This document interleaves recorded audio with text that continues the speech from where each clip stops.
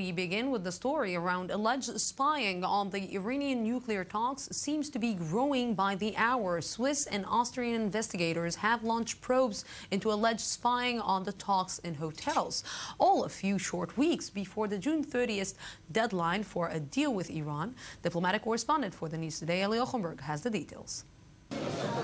Less than 3 weeks until the nuclear talks deadline, there are still no guarantees that a deal between Iran and world powers will be reached, and a new espionage saga continues to make waves. Authorities in Bern and Vienna announced Thursday that Switzerland and Austria have started investigating the alleged spying on the nuclear talks hosted by both countries. The Swiss Attorney General's office further confirmed that an investigation had already been launched on May 6th and that a raid was conducted 6 days later in which computers were seized, without specifying if hotels in which the talks had taken place were targeted.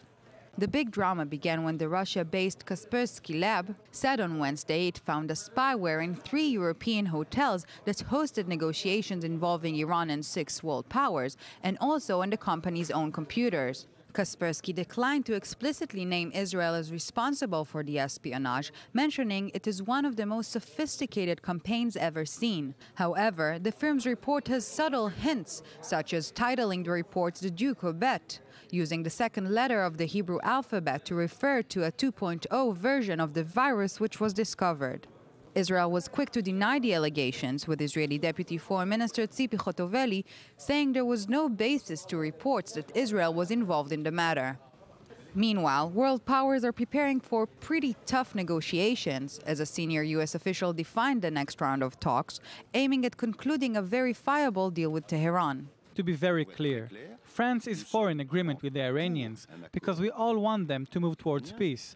Nobody can reproach them for wanting to move towards peace. But the agreement must be verifiable, solid, robust, and today we still don't have those guarantees. Among the key issues yet to be resolved are the sequencing of any sanctions relief for Iran, as well as the monitoring and verification measures to ensure Iran is not secretly violating any agreement that might be reached.